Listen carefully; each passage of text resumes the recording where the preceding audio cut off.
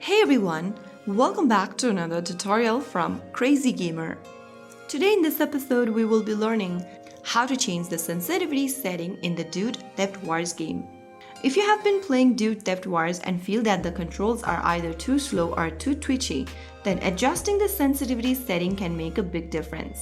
First of all, launch open Dude Theft Wars on your device, whether you are using Android or iOS, and wait for it to fully load.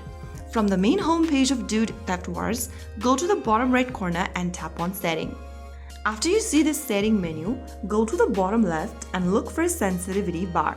Now, you can adjust the sensitivity slider. If you move the slider towards the left, you'll be decreasing the sensitivity setting, whereas if you want to set it to high, you'll need to drag it all the way towards the right.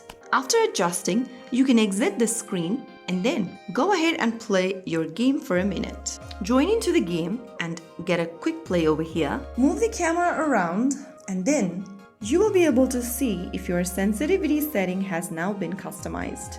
So that is how you will be able to change your sensitivity setting in Dude Theft Wars.